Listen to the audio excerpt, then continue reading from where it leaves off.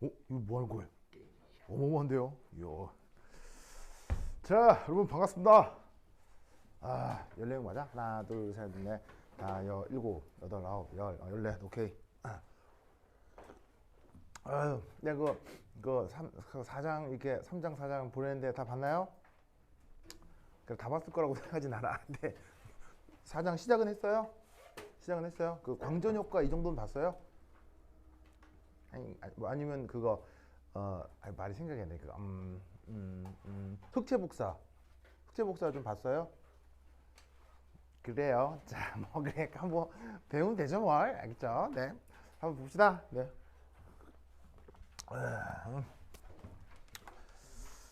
자, 어디냐. 자, 우리가 접대 12번까지 했거든요. 오늘 13번 한번 봅시다.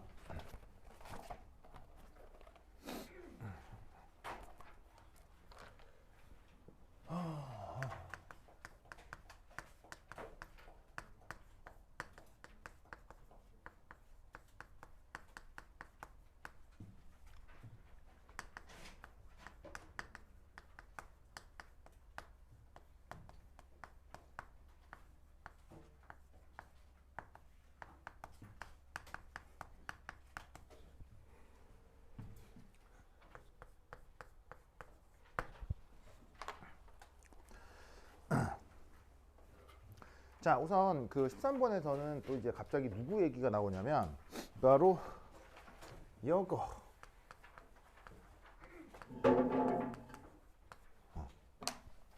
자, 요것에 대한 얘기가 갑자기 나옵니다. 그 뭐 슬쩍 얘기한 적이 있지만, 그 화학에서는 그 특별한 언급을 하지 않아도 기본적으로 용매가 그 뭐일 가능성이 아주 높다고 했죠? 특별하게 뭐다 이렇게 얘기 안 해도 용매가 뭐일 가능성이 높다? 바로 물. 그래서 이제 용매가 물인 것을 우리가 무슨 용액이라고 하죠? 그걸 이제 우리가 수용액이라고 한다. 그래서 왜 이 화학에서는 수용액이 이게 주가 된다고 했죠? 화학에서는 왜 수용액이 주가 된다고 했어요? 그게 지금 이 문제를 푸는 거하고도 이제 간접적으로 관계가 있거든요. 왜 화학에서 웬만하면 용매가 그 수용액이 많다고 했어요? 바로 화학이 글쎄, 그러니까 뭐 돌톤의 원자설 이렇게 따지면 그 뭐냐면 뭐 그때부터 화학이 발전했다 이렇게 생각을 할 수는 있는데 그 내 생각에 돌톤이 돌톤 자신을 화학자다 이렇게 생각하지는 했을까? 근데 그때 돌톤의 뭐 이렇게 뭐 회고 이런 걸 본 적은 없어서 모르겠는데 내가 봤을 때 그냥 돌톤은 스스로를 뭐 수학자나 철학자 정도로 생각하지 않았을까 싶거든요. 뭐 좀 뭉뚱그려 자연과학. 제가 뭐 돌턴 때부터 이제 근대화학 시작 이렇게 얘기는 하는데 정작 돌턴과 그 시대에 살던 사람들은 그냥 그 어떤 학문을 연구했을 뿐인 거고 그걸 굳이 그게 화학이다라고 이게 딱 그래서 잘 모르겠는데 여하튼 우리가 화학이라고 하는 게 이제 시작이 된 게 바로 저번에도 얘기했듯이 그 뭐냐면은 근대 르네상스 지나고 산업혁명 시기에 무엇을 연구하면서 생명을 주제로 연구를 하면서 이 생명 자체 연구가 어려워서 학문 몇 가지가 분기돼 나왔었다고 했었죠. 그러다 보니까 이 화학도 이 생명의 영향을 많이 받아서 생명체 내에서 일어나는 반응을 연구하는 것이 우선 그 초반의 주제였던 거예요. 그러다 보니까 생명하면 기본적으로 용매가 뭐일 수밖에 없어요. 수용액일 수밖에 없죠. 그래서 화학의 초창기 혹은 대부분의 연구가 바로 이제 수용액에 대한 걸로 국한이 되는 경우가 많습니다.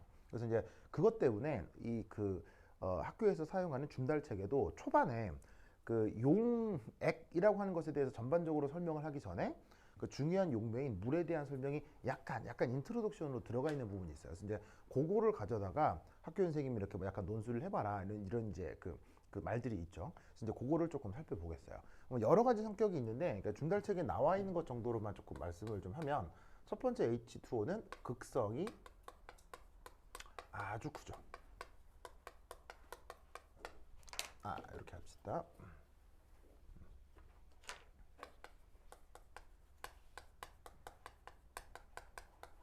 그 H2의 물리적 성격 첫 번째 극성이 아주 크다.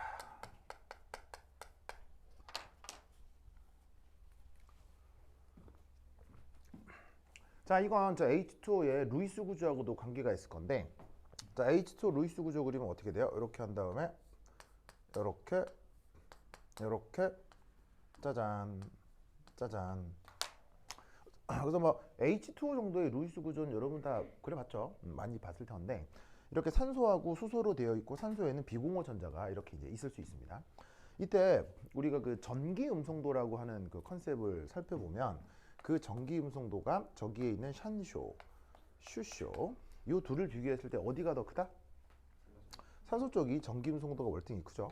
전기 음성도라는 말을 한번 썼나요, 내가? 하긴 했나요? 했나요? 아, 그래? 한마디만 써보죠. 자, 그 전기 음성도라고 하고 원래 영어 표현으로는 뭐라고 하죠? 영어 표현으로는 바로 일렉트로네가티비티라고 합니다. 아시겠죠? 일렉트로네가티비티라고 합니다. 그럼 이 일렉트로네가티비티라고 하는 이 전기 음성도, 자, 얘 그 뭐냐면은 뭐 영어 표현으로도 이게 말이 좀 길고요. 한글로 써도 좀 길어서, 그래서 이제 축약했을 때 이렇게 이제 그리스어 알파벳 카이 이런 식으로 이제 많이 줄였습니다. 요건 나중에 그 원자 오비탈을 배우고 나서 그 전기 음성도는 조금 더 이제 깊게 배우게 될 텐데, 우선 여기서는 간단하게 이제 의미만 좀 살펴볼게요. 요 쓸 때 표기는 어떻게 되냐면, 여러분 그 영어 알파벳에 요렇게 쓰면은 이름이 뭐예요? X잖아요. X. 읽을 때 X잖아요. 근데 이렇게 안 쓰고 그리스 알파벳 중에 요렇게 한 다음에 요렇게 하는 게 있어요. 그래서 이거는 쓸 때 이렇게 쓰는 거고요. X는 그리스 알파벳, 얘는 요렇게 물결 표시를 한 다음에 이렇게 크로스로 이렇게 탁 써주는 거야. 그죠? 읽을 때 어떻게 읽냐면 크하이 이렇게 읽어요. 크하이. 그래서 크하이 이렇게 읽는데 이제 H가 거의 소리가 잘 안 들려서 카이 뭐 이렇게 이제 들리는 거죠. 알겠죠? 정확한 발음은 크하이. 알겠죠? 크하이. 그래서 이제 이렇게 이제 앞으로 전기 음성도 일렉트로 네가티비티를 이렇게 이제 줄여 쓸게요. 근데 이 전기 음성도라고 하는 건 이제 나중에 원자 오비탈 배우고 조금 더 자세히 설명하겠지만, 오늘은 간단히 이렇게 어떤 원자가 전자를 끌어들이는 경향성,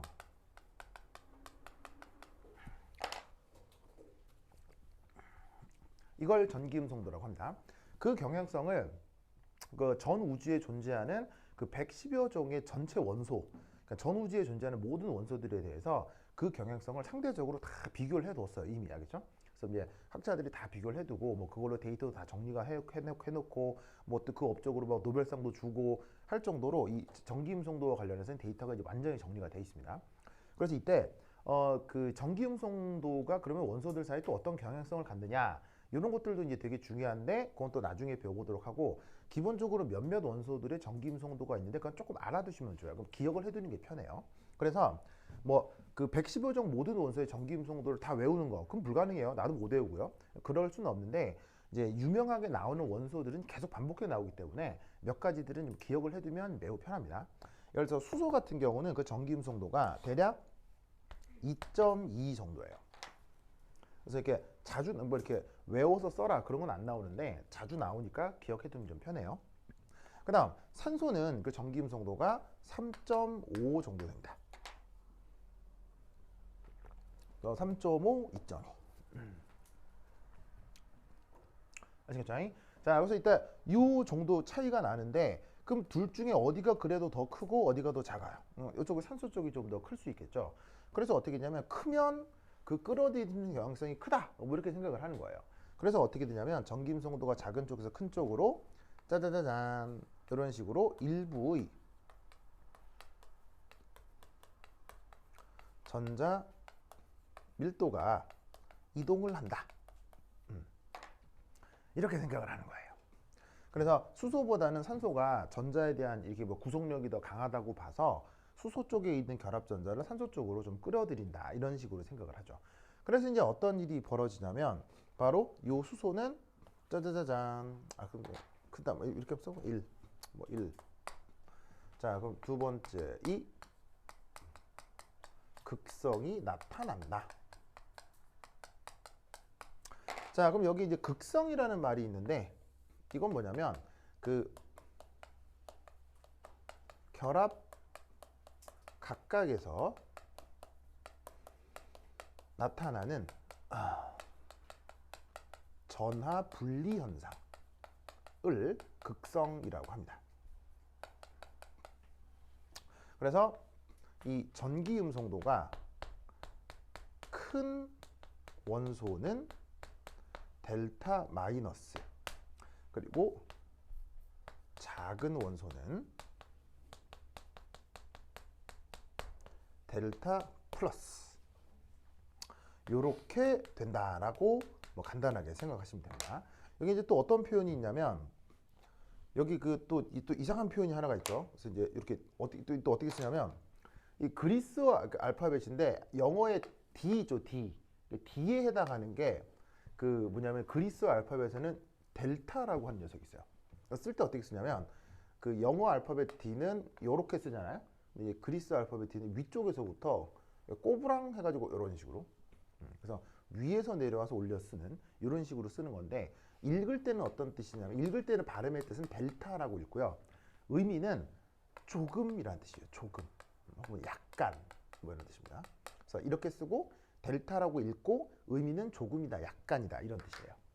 그러면 이 말이 무슨 말이냐면, 전기 음성도가 큰 원소는 주변의 전자를 일부 끌어들여서 약간 마이너스가 된다라고 쓴 거고요. 그 다음에 그렇지 않은 녀석은 전자를 빼앗기겠죠. 그래서 걔는 약간 플러스다, 이렇게 이제 표현을 하는 거죠. 근데 그 덕에 여기에 있는 이 H2에서는 이미 결합 자체에서 산소가, 전기 음성도가 커서 전자를 끌어들여서 산소가 마이너스, 그 다음에 여기 있는 수소가 플러스 성격을 갖게 되는데, 그 성격이 굉장히 큰 거예요. 아주 커요. 이런 개연성이 굉장히 커요. 큰 이유는 보시다시피 이렇게 전기 음성도 차이가 꽤 크게 나타나기 때문입니다. 전기 음성도 수치를 처음 봤다면 이 차이가 과연 큰 건지 작은 건지 뭐냐면 좀 애매하겠죠. 근데 이 정도 차이면 굉장히 큰 거예요. 1 이상 차이가 나면 상당히 큰 겁니다. 알겠죠? 그래서 그 이 H2O에서 나타나는 전기 음성도의 차이가 상당히 큰 편이고, 그 덕에 전자 이동이 많아서 이 델타 플러스하고 델타 마이너스가 다른 분자들에 비해서는 극성이 상당히 크게 나타난다라는 설명을 많이 사용하게 됩니다. 그래서 이 내용을 꼭 기억해 두세요. 알겠죠? 그래서 여기 있는 산소 쪽에서도 마찬가지입니다. 여기서도 이제 플러스 이렇게 여기도 플러스고 여기도 마이너스고 이런 식의 성격이 나타나죠. 그래서 H2와 관련된 가장 기본적인 성격, 극성이 매우 크다. 그래서 이 극성이 큰 것 때문에 이제 또 어떤 성격이 하나 나타나냐면, H2O의 분자 간 인력이 이게 아주 커요. H2 분자끼리 그러다 보니 그 인력이 굉장히 커집니다. 자, 그걸 좀 살펴보면, H2O 분자 간이라고 했으니까 적어도 H2O 분자를 뭐 2개 이상은 그려놔야 분자 간 이렇게 되겠죠. 자, 그러면 우리 오빠 이름이 광우? 건우요. 건우. 힘내주세요. 건우 약간 노곤했죠? 괜찮다고요? 그래? 약간 노곤해 보여가지고. 자, 보세요, 건우야. 자, 그럼 여기에 자, H2 분자를 2개를 그려보겠습니다. 그럼 여기 이제 비공호 전자성 이렇게 있을 거고요. 뭐 어찌됐건 간에 산소 쪽은 델타 마이너스, 그리고 수소 쪽은 델타 플러스가 된다고 했죠. 이때 또 다른 H2O 분자, 여기서 이 수소가 델타 플러스, 그 다음에 산소가 또 델타 마이너스. 자, 근데 이렇게 유도되는 델타 플러스, 델타 마이너스가 어떻게 되냐면, 얘는 플러스고 얘는 마이너스라서 뚜두두두두 요 사이에 어떤 일이 벌어질 수 있냐면, 그야말로 정전기적 인력,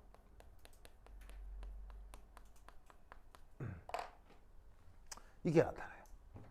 근데 이 정전기적 인력이 이 H2O끼리의 에서는 이게 매우 큽니다. 매우 그것도 특별히 큽니다.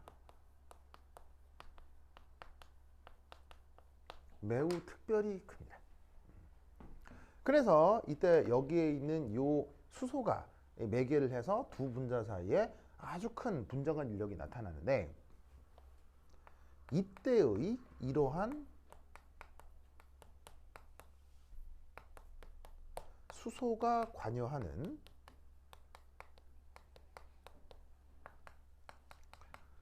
분자 간 인력을 뭐라고 부르냐? 영어 표현으로는 하이드로젠 본딩,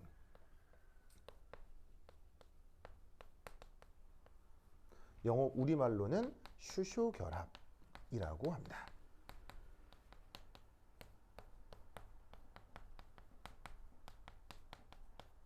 그래서 이렇게 수소가 산소에 결합되어 있었는데 그게 다른 전자구름의 산소랑 정전기적 인력이 크게 나타나죠.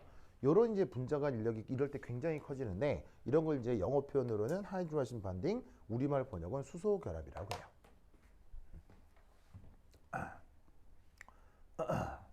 그래서 이 수소 결합이 이게 이제 뭐 어떻게 나타나느냐에 대한 내용도 있겠는데 그걸 좀 배우려면은 나중에 이제 고체, 액체, 상태 변화 이 부분을 좀 배워야 되거든요. 근데 그 화학원 초반에는 그게 안 나오고 그 뒤에서 배우게 되고요. 여기 이제 그 뒤에서 그걸 배울 걸 줌달책에서 약간 끌어다가 물만 살짝 언급하고 있는 거예요. 거기에서 한 요 정도 얘기까지만 나와요. 그러면 수소 결합이 어떤 메커니즘으로 만들어지고 그 덕에 무슨 물리적 현상이 나타나는지 뒤에서 배우게 되는데 어쨌건 앞에서만 이렇게 간단하게 이런 맛배기 얘기가 살짝 나옵니다. 아시겠죠? 그 수소 결합에 대한 뭐 좀 더 전문적인 얘기 역시 나도 그 내가 또 나중에 보내드릴 강의도 있기 때문에 그때 조금 더 공부를 해보도록 하겠습니다. 알겠죠? 그래서 H2O라고 하는 녀석의 중요한 성격 첫 번째, 극성이 아주 크고 수소 결합이 나타납니다. 그래서 이제 그 덕에 어떻게 그 현상이 하나 나타날 수가 있냐면 비슷한 분자량의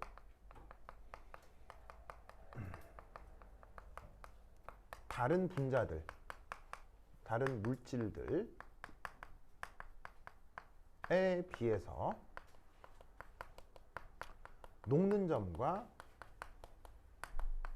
끓는 점이 굉장히 높아집니다.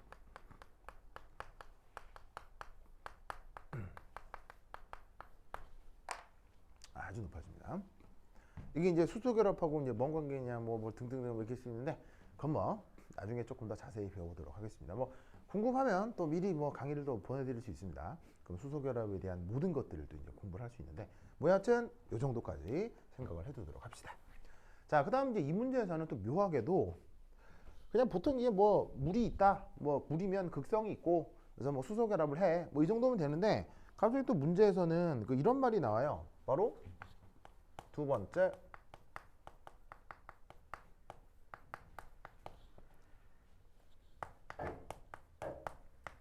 이 H2O가 누구랑 아주 밀접한 관계가 있다? 바로 생명. 그래서 뭐 저런 얘기는 많이 들어봤을 거예요. 그래서 뭐 우리 몸의 대부분의 성분이 뭐예요? 물이라고 하죠. 뭐 체중의 뭐 70% 이상이 물인데 그럼 그게 꼭 사람만 그러냐? 전 지구에 있는 모든 생명에서 다 그렇죠. 알겠죠? 그래서 그 물이 그렇다면 왜 생명에서 빠지지 않느냐? 그거에 대해서 좀 논술을 해보려고 합니다. 근데 이제 묘하게도 그 줌달책에는 이 그 H2O가 생명 현상에 밀접한 관계가 있다라는 말은 있는데 그 내용이 책 전체에서는 이렇게 띄엄띄엄 이렇게 나와요. 그래서 그걸 이제 좀 모아서 이렇게 좀 내용이 딱 예쁘게 정리되어 있지 않고요. 그냥 저자가 말을 쓰면서 이렇게 막 띄엄띄엄 이렇게 때문에 좀 모아서 좀 정리를 좀 해볼 필요가 있는데 그럼 이제 어떻게 생각을 해볼 수가 있느냐? 우선 첫 번째는 1. 생명 유지에 왜 이제 큰 영향을 가질 수 있느냐? 바로 첫 번째, 우선 비열이 상당히 큽니다. 그래서 생명의 온도 유지에 유리하다.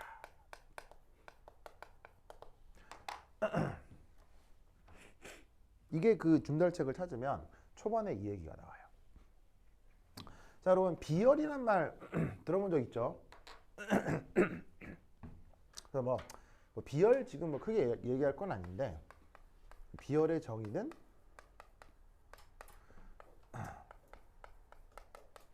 열량 변화 오버 온도 변화. 그래서 이제 어떤 대상에 대해서 이렇게 정의되는 게 이제 비열이긴 합니다. 그래서 열량이 변할 때 그때 온도가 변하는 정도의 어떤 그 기울기를 우리가 비열로 정하거든요. 그럼 뭐 이 비열에 대해서는 사실은 중학교 교과서에도 나오죠. 나오지 않나요? 나오죠. 그래서 예를 들면 Q는 CM 델타 T 이런 수식도 막 외우고 그랬었을 텐데. 배운 적 있죠? 예.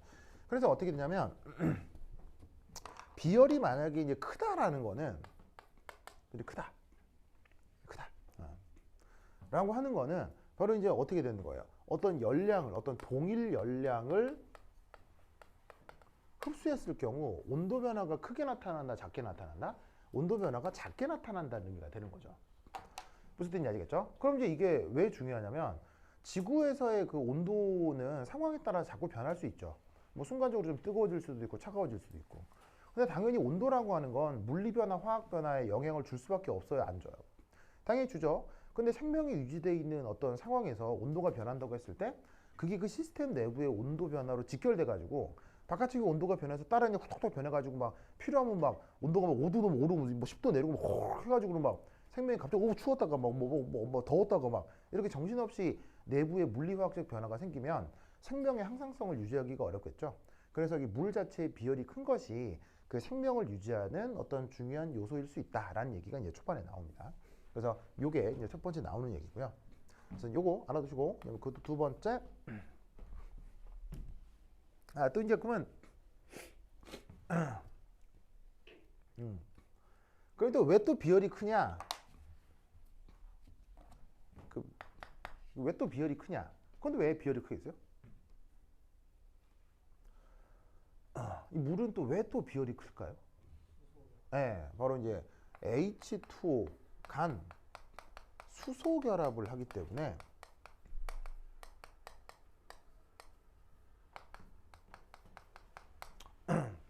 수소 결합을 해서 어떻게 되냐? 병진 운동이 활발하지가 않아요.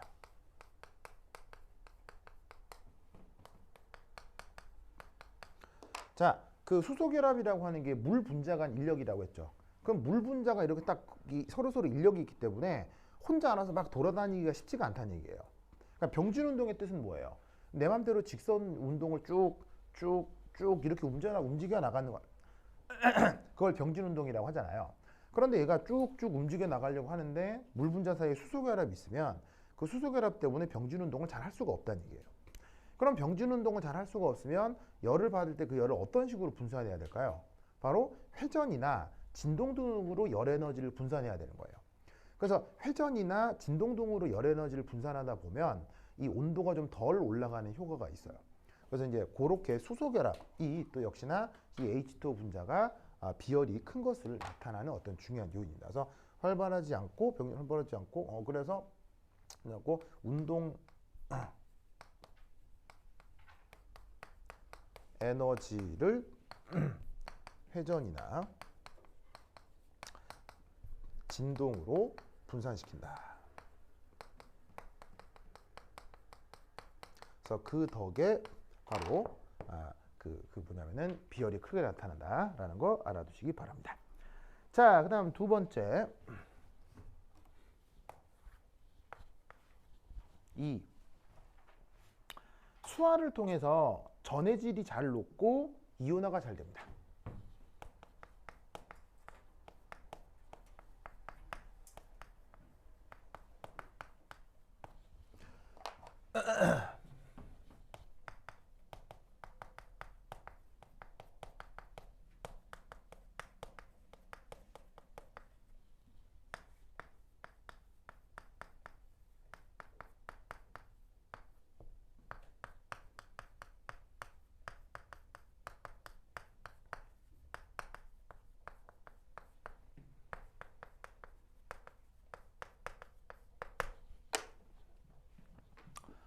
자, 이것도 이제 중요한 요소인데 여기 또 이제 책에다 나오는 얘기입니다. 그래서 이렇게 이제 이런 식으로 내용을 정리해서 논술을 할 수 있어야 되는데 여기 이제 몇몇 단어들이 나오죠. 단어들의 뜻을 좀 알아보겠습니다. 자, 우선 첫 번째 여기에 하이드라라는 말이 있어요. 찾아서 하이드라 어근에. 그래서 HYDRAA까지 하이드라라고 하면 이건 어근의 어떤 뜻이냐면 바로 물이라는 뜻입니다. 이게 어근들이 앞으로 몇 개가 나올 건데 하이드로라는 어근은 수소입니다. 수소를 뜻하는 어근이고요. 하이드라는 물을 뜻하는 어근입니다. 어떤 차이인지 알겠죠? 하이드로, 하이드라. 그리고 이 뒤쪽에 에이션이라는 또 어근은 한자로 쓰자면 될 화자를 뜻해요. 변하다, 되다 할 때 저 화자라는 그 한자를 쓰죠. 그래서 화학도 한자가 요 화자죠. 그렇죠? 그래서 이제 수화라는 말을 한자로 그대로 풀면 이제 뭐가 된다? 물이 어떻게 된다. 뭐 이런 뜻이 아시겠죠? 물이 어떻게 된다. 뭐 이런 말이야. 자, 이때 여기에 전해질이라는 말이 있는데 이것도 이제 준달책에 전해질이라는 말의 뜻이 설명이 돼요. 그럼 이제 전해질은 뭐냐면 바로 물에 녹아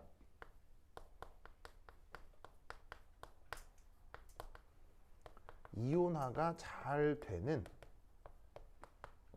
영어 표현으로는 솔트. 요걸 이제 우리가 전해질이라고 합니다. 그러니까 전해질의 정의 자체가 이온화가 잘 돼야 되는 거야. 그렇죠? 근데 그거를 잘 해주는 게 바로 물인데 어떤 작용으로? 수화라는 작용으로 이 이온화들을 잘 이루게 해줄 수 있다는 얘기입니다. 그래서 이때 중요한 게 하이드레이션이란 단어, 전해질이란 단어. 이게 중요합니다. 아시겠죠? 그럼 예를 하나 들어볼게요. 대표적으로 KCl이라고 하는 어떤 물질이 있다고 치겠습니다. 얘가 그냥 보통 때는 고체로 존재하는 이온결합 염 타입의 물질이거든요. 그럼 이제 이름이 뭐겠어요? 포타슘 클로라이드 뭐 이렇게 될 건데 포타슘은 항상 1 플러스 양이온으로 존재하고요. 염소는 1 마이너스 음이온으로 존재합니다. 그래서 얘가 이제 물이 없을 때는 그 하얀색 고체로 잘 존재를 하는데 이건 이제 여기다가 짜자자잔 물에다가 이제 훌렁 넣어두는 거지.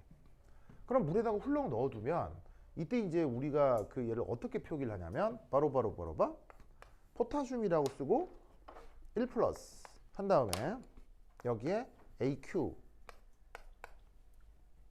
그 다음 CL이라고 쓰고 여기 마이너스 쓰고 AQ 이런 식의 표현을 쓰거든요. 자, AQ 이거 뭔 뜻이라고 그랬죠? AQ 바로 원래는 aqueous라는 단어가 있어요. 그리스어인데 이제 뭐냐면 물을 뜻하는 그리스어 단어입니다. 그래서 이제 그거에서 AQ를 따쓴 거예요. 그래서 aqueous라고 해서 이게 영한사전에 찾아도 안 나와요. 그렇죠? 이게 그리스어에서 온 거라 aqueous라고 쓰고 의미는 물에 잘 녹아 있는 뭐 이런 뜻이에요. 그러면 이게 왜 그러냐? 자, 이게 포타슘을 그리면 이제 뭐 이렇게 뭐 이온에 대해서 여러분들이 뭐 이렇게 명확하게 잘은 몰라도 그냥 플러스라고 쓰면 플러스 전하가 있는 입자 이렇게 생각을 해볼 수가 있죠. 그 다음 여기에는 염소도 Cl 마이너스라고 쓰면 음전하를 띠는 입자 이렇게 생각을 해볼 수가 있단 말이에요. 자, 근데 이때 여기에서 얘가 지금 어디에 들어가 있냐면 보이다시피 물에 들어가 있는 거야. 그럼 물의 루이스 구조를 좀 그려보면 열에 좀 더 가까이 있을까? 열에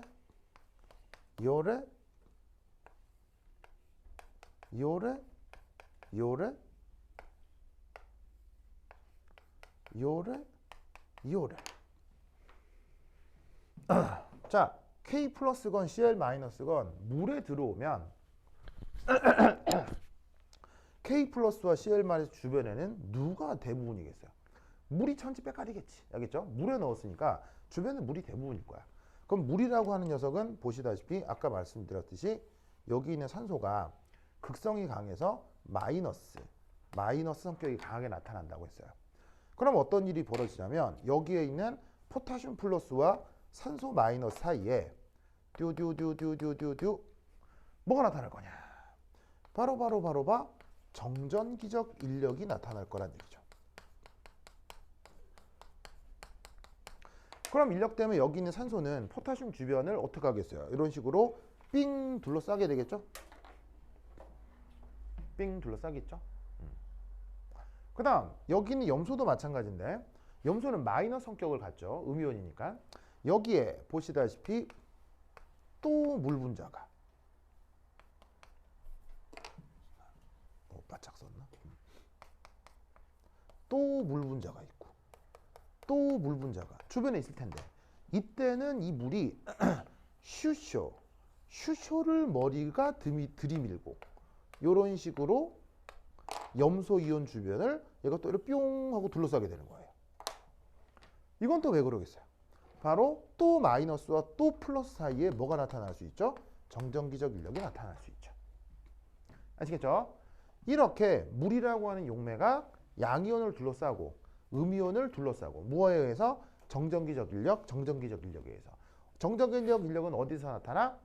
양이온과 산소 델타 마이너스, 그 다음 음이온과 수소 델타 플러스. 아시겠죠? 요 사이에 정전기적 인력이 나타나는데 이런 현상을 한자말로 뭐? 슈화. 영어 표현으로는 하이드레이션이라고 한다, 이런 말이에요. 알겠죠? 그래서 원래 물이 없는 상태에서 KCl은 아주 안정하게, 그러니까 뭐 이런 이온계랑 화합물은 이거 유통기한도 없어요. 이런 유통기한이 없다는 말은 무슨 말이겠어요? 예를 들면 뭐, 그렇지. 예를 들면 뭐 여러분 왜 우유를 사도 유통기한 있어 없어요? 우유 유통기한 있어 없어요? 있죠.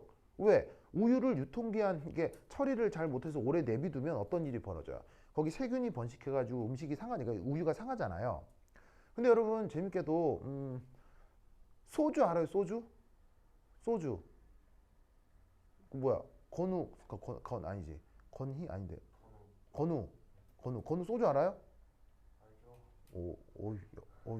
미안해요. 그래. 막 잘 먹고 그런 거 아니죠? 잘 먹는 것 같은데? 그래? 그래? 뭐 하여튼.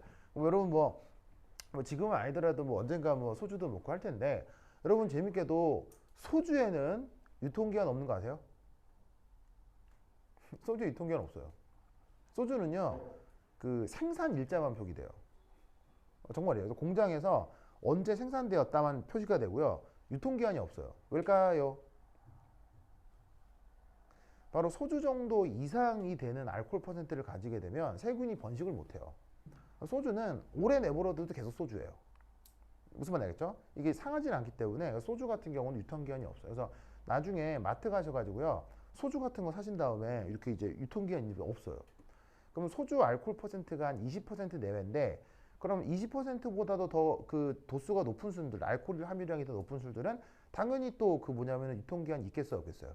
없겠죠? 그래서 막 아주 독한 술들, 뭐 여러분들이 뭐 맛보진 않았겠지만, 봤을지 모르겠는데, 그죠? 뭐 예를 들면 발렌타인데이에는 술을 한잔 해요 하는 이런 술이 하나 또 있거든요. 네, 뭐 이런 술도 있고, 뭐 왕에게 경례, 뭐 이런 술도 있고, 뭐 되게 많아요. 그다음에 프랑스 대혁명 전에 나폴레옹이 있었지, 뭐 이런 술들이 있어요. 막 있는데 그런 술들은 막 도수가 막 40% 50% 넘는 이런 술들이 있거든요. 그런 술들은 막 몇십 년씩 놔두고 이렇게 막 비싼 값에 팔기도 하고 뭐 그런 술들이 있는 게 바로 이제 알코올 퍼센트가 높을수록 그 변질이 되지 않기 때문에 유통기한이 없어요. 그럼 이 말은 무슨 말이냐면 이 KCl도 뭐 유통기한이 없다는 얘기는 변질이 된다는 얘기가 안 된다는 얘기예요. 일체 변질이 되지 않아요. 알겠죠? 그래서 아주 안정하게 고체로 있을 수 있는데 물에다가 뿅 넣으면 이런 식으로 이런 식으로 해체가 된다는 얘기지. 무슨 말 알겠죠? 그래서 이게 바로 물이 가지고 있는 중요한 성격인데 근데 이게 왜 생명현상하고 밀접한 관계가 있을까요? 아니 그게 무슨 말이냐면 예를 들어서 내 몸에 물이 있잖아. 내 몸에 물이 있는데 이 물이 여러 가지 능력이 있나 봐. 그 능력 중에 이런 이온결합 화합물이 잘 녹아 들어간 능력이 있대. 그럼 이온결합 화합물이 잘 녹는 것하고 그게 내가 잘 살아가는 거하고 무슨 관계냐고. 다시요. 크게? 여러 가지의 영향을 줄 수 있는데 바로 이제 요것 때문입니다. 자, 여기 볼게요.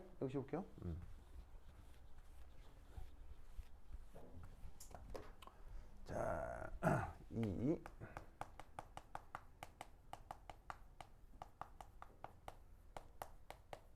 그래서 두 번째,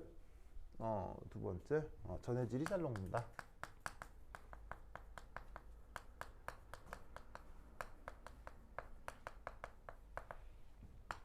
저게 생명현상하고 무슨 관계가 있냐면 바로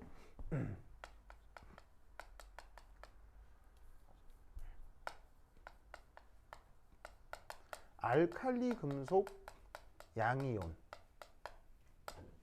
자, 알칼리 금속 양이온인데 특히 또 누구를 얘기하냐면요. 저런 식으로 녹아 들어온 K 플러스, Na 플러스 등을 얘기하는 거예요. 그러니까 KCl도 우리 몸에서 이렇게 잘 이온화가 되겠지만, 자, Na 플러스는 또 어떻게 해? NaCl을 통해서도 우리 몸에 잘 녹아 들어오겠죠. 알겠죠? 그래서 이런 식으로 이제 생명체 내로 들어오는 전해질 혹은 이온계랑 화합물은 억수로 많지만 그 중에서도 특별히 K 플러스 Na 플러스 같은 이런 애들, 그런 애들 알칼리 금속 양이온이라고 하는데, 우리 몸에 여러 가지 작용에 영향을 줄 수 있지만 특히 바로 신경 전달에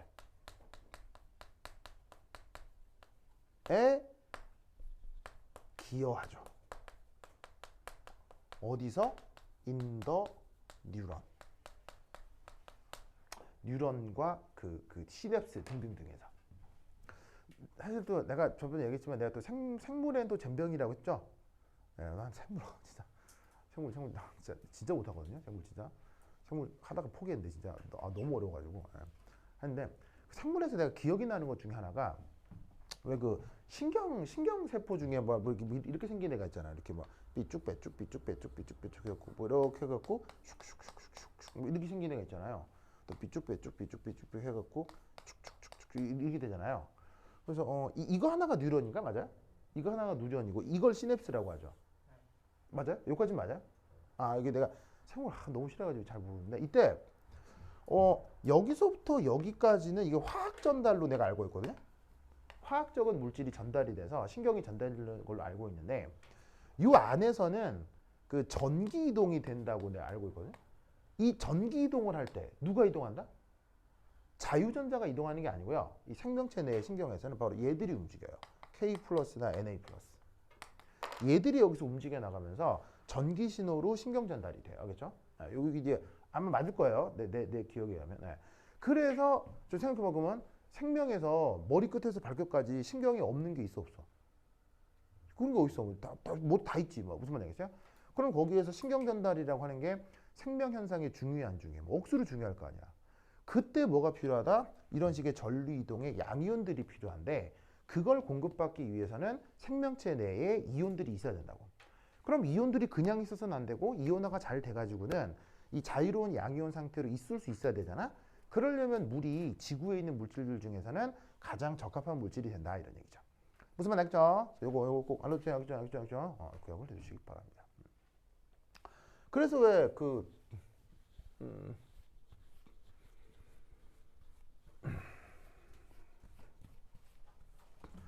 여러분 혹시 왜 그거 알아요? 약물 사형? 이거 알아요? 왜 센턴스 투 데스? 그게 뭐예요? 센턴스 투 데스 이게 뭐야? 사형.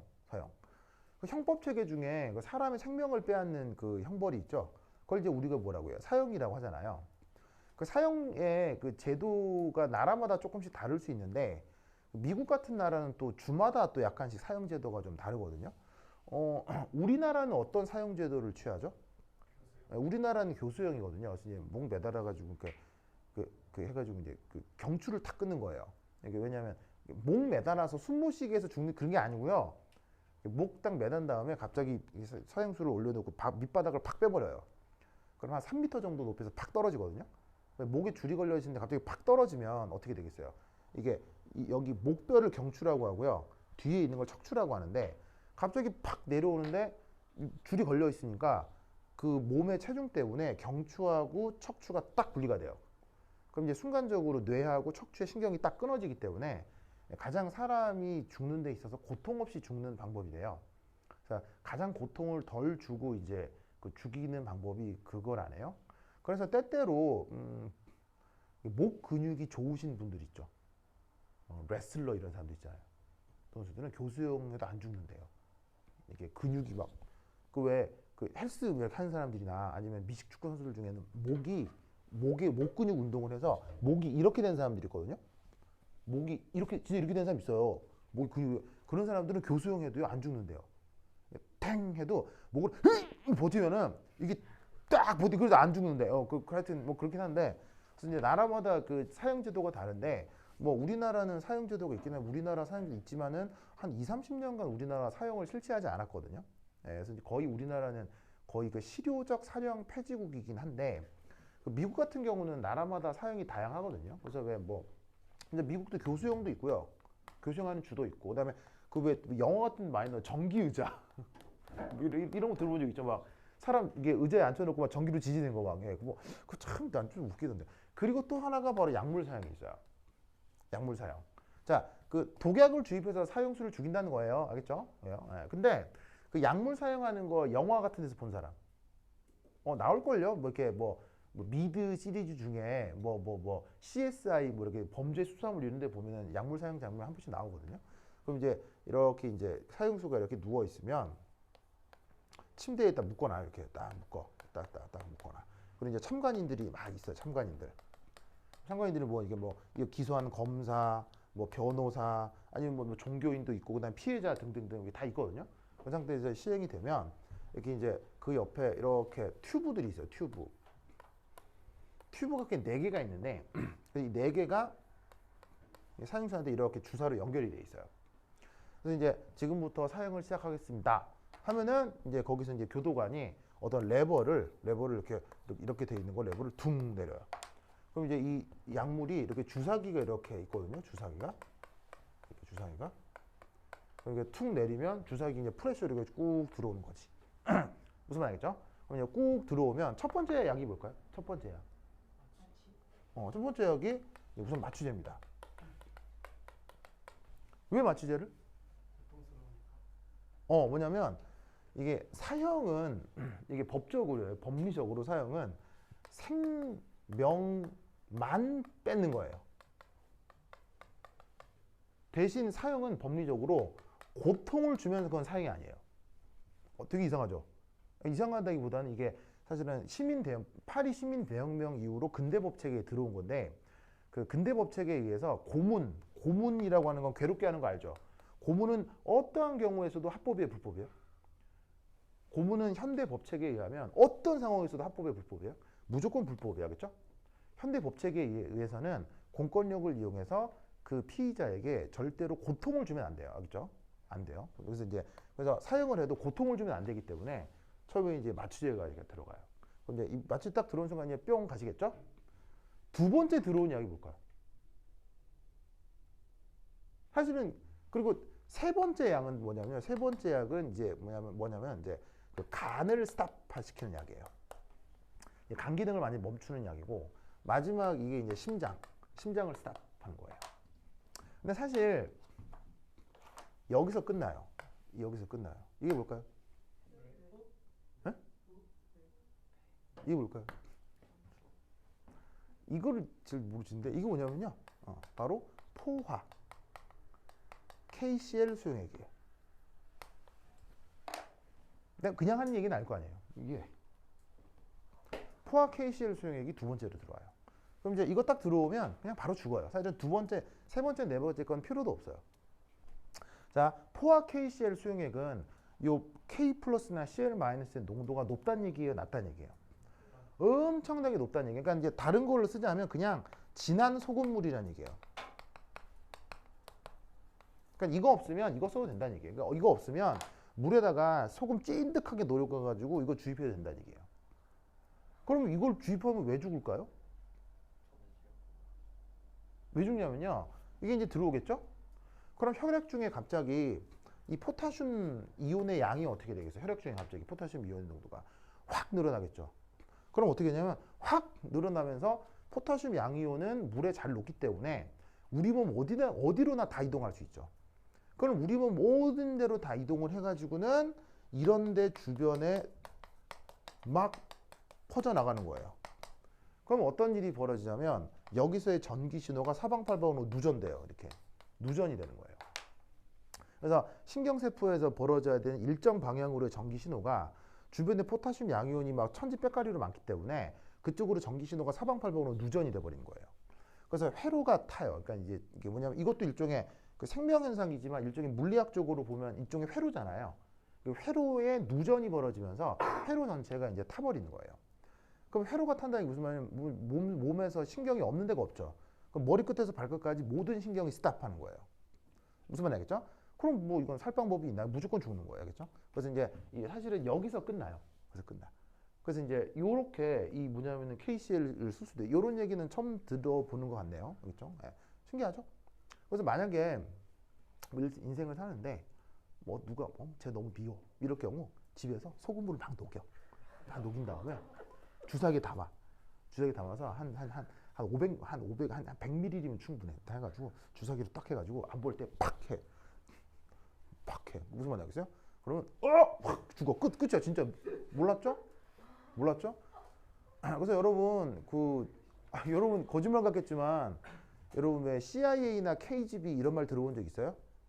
과거 이제 그 국가정보원 이런 사람들 여러분 뭐 이런 얘기 잘 들어본지 모르겠지만 그런 국가정보원에서 이런 사람들이 특수한 경우 그런 암살 행위를 할까요 안 할까요? 억수로 많이 합니다. 액정 억수로. 우리나라 요원들도 할까 안 할까요? 어디나 다 합니다. 합니다. 억수로 합니다. 그래서 과거 그래서 그 요원들이 썼던 그 뭐냐면은 그 암살 방법 중에 뭐가 있냐면 자고 있는 사람한테 몰래 접근해서 이 포화 KCL을 주입하는 거. 이거 되게 많이 해요. 그래서 어떻게 하냐면 주사기로 이렇게 포화 KCL을 팍 주입하면은 이 뭐냐면은 바로 쇼크로 죽는 거예요. 근데 이제 그 아무 때나 탁 주입하면은 이게 주사 바늘이 남을 거 아니에요. 그래서 주사 바늘을 찾게 되면 어떻게 돼요? 검시할 때 그게 드러나면 이게 암살이라는 걸 알 수 있잖아요. 그러니까 피해자가 자연사 한 걸로 알아야 그 뭐냐면 정보당국에서는 안전하게 넘어갈 수가 있는 거예요. 그래서 이 주입을 보통 어디 하냐면 여기 발가락 사이. 무슨 말 알겠어요? 짜잔. 요 발가락과 발가락 사이 있죠. 그 사이를 거기로 딱 찔러요 이렇게. 그럼 이제 또 이렇게 막 어떤 검시관이 그걸 막 발가락까지 뒤집어서 보면 찾겠지만 무슨 말인지 알겠죠? 네. 그래서 놀라운 사실은 최근에 검시를 하잖아요. 누군가 이제 돌아가셔서 이제 그 국가수에 이제 검시를 하게 되잖아요. 검시를 할 때 반드시 하는 게 뭐다? 반드시 하는 거? 혈중 전해질 농도 반드시 측정합니다. 무슨 말인지 알겠어요? 그래서 피를 뽑아가지고 거기에 포타슘이나 Na 플러스 양이 비상적으로 많은지 무조건 측정합니다. 무슨 말 알겠죠? 그게 이상하게 많다? 암살당한 거예요. 무슨 말 알겠죠? 알겠죠? 네. 근데 뭐 자살 근데 죽어야지 하면서 이제 물 끓이고 아이고 소금물 녹이고 주사 죽어야지 이게 좀 뭐 내가 잘 모르겠는데 자살 하여튼 anyway 하여튼 아시겠죠? 그래서 요런 걸 연구하는 걸 우리가 이제 법의학이라고 하죠.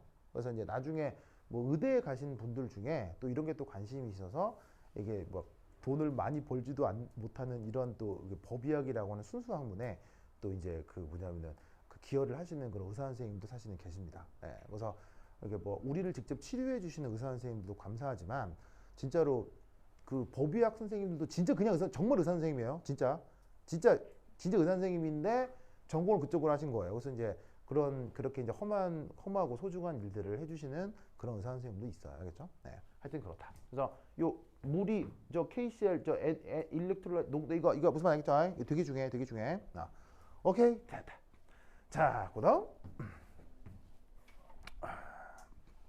또 그다음 얘기는 간단히 끝나니까 한번 봅시다.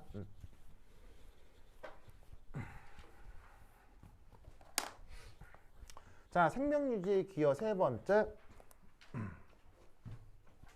여러 종류의 극성 물질 역시 잘 녹일 수 있습니다. 누가? 물이. 왜? 극성이 커서. 방금은 극성이 커서 누구를 잘 녹인다고요? 이런 이온결합 화합물을 잘 녹인다고 했죠. 근데 물의 또 중요한 특징은 극성이 커서 꼭 이온이 아니더라도 이런 극성 물질 등을 잘 녹일 수가 있습니다. 대표적으로 얘는 억수로 많은데 생명현상과 직접 관계에 있는 대표적인 물질 바로 포도당이에요. 포도당 아시죠? 포도당. 그래서 왜 그 이런 있잖아요. 예를 들면 뭐 이제 C6H12O6 이게 이제 포도당 수식이고, 얘가 이제 뭐 연소가 되면 6개의 CO2하고 그다음에 6개의 H2O 맞죠? 맞나? 그리고 여기서 ATP 만들어질 텐데, ATP가 몇 개 만들어질 텐데. 그래서 왜 생물학 배우면 뭐 포도당 한 분자당 ATP 몇 분자 뭐 그 있을 텐데, 그죠? 저때 누가 얘기해 줬는데 나 또 까먹었다. 하여튼 이런 거. 그러니까 생명 활동할 때 이런 그 극성 물질이라고 하는 게 생명 활동에 여하튼 중요해요, 안 중요해요? 억수로 중요하잖아요. 무슨 말 알겠어요? 그게 우리 몸 속에서 자연스럽게 녹아 있고 필요한 어느 곳으로도 잘 유통이 될 수 있어야 되죠. 그러려면 물처럼 극성이 큰 물질이 또한 중요하다는 얘기예요. 아시겠죠? 자, 그다음 네 번째. 여기 마지막입니다. 이것만 하고 그냥 좀 쉬었다 할게요. 자, 바로 고분자 단백질이나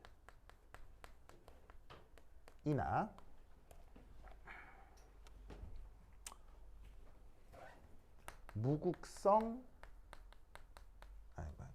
고분자 단백질이나 한 밑에 쓰자. 자,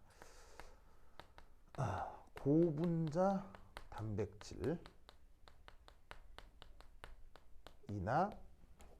그 다음에 무극성 지질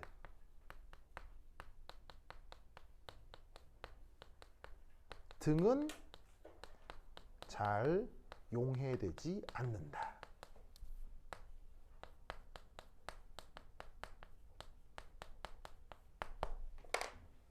이게 또 물의 또 중요한 점이에요. 그러니까 이게 물이 뭔가를 잘 녹이기만 하면 이 장수직이 뭐 좋은 게 아니고요. 어떤 건 선택적으로 녹이고 어떤 건 안 녹여야 이게 생명이 유지가 돼요. 무슨 말 알겠죠? 자, 그럼 이게 무슨 말이냐? 여기에 갑자기 이제 고분자 단백질이라는 말이 나와 있거든요. 이게 쉽게 얘기하면 뭘 얘기하는 걸까? 이게 뭐야? 어렵게 쓰면 이건데 쉽게 얘기하면 뭐예요? 고분자 단백질? 뭘 고분자 단백질? 바로. 그런 것들을 포함해서 또 뭐라고? 바로 살. 내 몸에 살이요, 이거. 아니, 동물의 몸에, 예를 들면 동물이라고 하면 살이 있잖아, 살. 무슨 말 알겠어요? 그게 단백질이잖아. 그럼 여러분 봐봐. 여러분 어제건 오늘이건 샤워를 했을 텐데, 샤워 물 틀어놓고 이렇게 거기서 하는 거 아니에요? 그럼 여러분 샤워를 할 때 하는 가장 중요한 과정은 뭐예요? 샤워하기 전에 우리는 무조건 이 과정을 하고 우리가 샤워를 하거든요. 무슨 과정을 하죠? 모르겠다. 이 과정을 해. 만약 이 과정이 안 들어맞으면 큰일 나요. 물을 풀어서 어. 먹지 않는 거 사람이. 뭐냐면 샤워를 해도 내 살이 씻겨나가진 않는다. 무슨 말 알겠어요? 이 과정을 하고 우리가 샤워를 하는 거야. 만약에 이제 샤워를 했는데 이게 낫또가 묻은 땀, 피지, 먼지, 때 이런 것만 나가야지. 확실한데 갑자기 얼굴이 쭉 녹아지고 떨어져 나가고 팔 쭉 떨어져 나가고 이러면 아이고 하면 이러면 샤워하지 못하지. 네, 무슨 말 알겠어요? 큰일 난다. 알겠죠? 그럼 이 말은 무슨 말이냐면 우리가 아무리 샤워를 해도 물에 내 살이 녹진 않잖아. 무슨 말 알겠어요? 그게 뭐다? 바로 요런 식의 물질, 이런 물질을 우리가 단백질이라고 하지. 그건 물에 안 녹는단 말이야. 무슨 말 알겠죠? 그리고 또 이제 여기 어떤 말이 있냐면 지질이라는 말이 있거든. 지질. 이게 이제 생물 용어로는 리피드인가? 이런 말 쓰는데 리피드? 말 쓰는 생물 이거 나오죠. 이게 또 뭐냐면 바로 그 세포막 이게 아마 이게 성분일 거예요. 그래서 이게 지질이 한 층이네, 두 층이네, 이런 있을 건데 맞죠? 세포막 지질이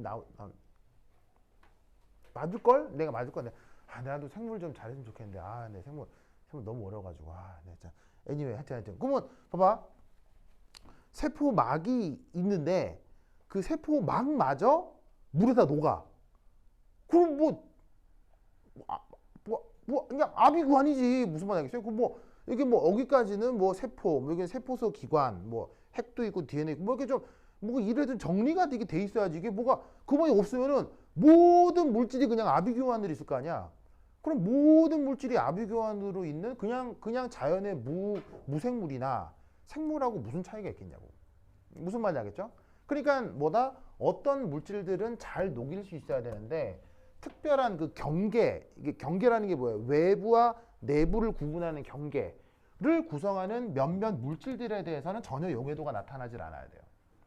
그래야 뭐를 정의할 수 있다? 외부의 무생물계와 내부의 생물계를 구분할 수 있게 되는 거예요. 무슨 말 알겠죠? 그래서 이런 성격을 갖는 물질이 지구에서 찾으면 이게 찾는데 또 귀해야 되겠어? 흔하게 있어야 되겠어? 생명이 나타나는데 그 생명이 나타날 수 있는 물질이 귀한 물질로만 생명이 만들어져야 되겠어? 흔한 물질로 생명이 만들어져야 되겠어? 흔한 물질로 만들어져야 생명이 번성할 거 아니야. 그러니까 지구에 있는 흔한 물질 중 이런 특징을 갖고 있는 물질이 물이어서 적어도 지구에 있는 생명체들은 이 물 베이스다 이렇게 이제 생각을 하는 거죠. 알겠죠? 그래서 요 내용이 지금 말씀드린 게 다 준달책에 나오는데 이렇게 띄엄띄엄 있거든요. 띄엄띄엄에서 이렇게 좀 모아서 설명을 해드렸습니다. 그래서 중간중간에 뭐 약간 뭐 좀 재밌는 얘기를 할까 해드렸지만 뭐 그런 것들이 아니라 내용 하나하나가 아주 중요하겠죠. 그래서 이렇게 뭐냐면 내용 정리를 할 수 있어야 되겠습니다. 오케이, 됐다. 그러면 40분 쉬었다도록 하겠습니다. 화장실 갔다 오세요.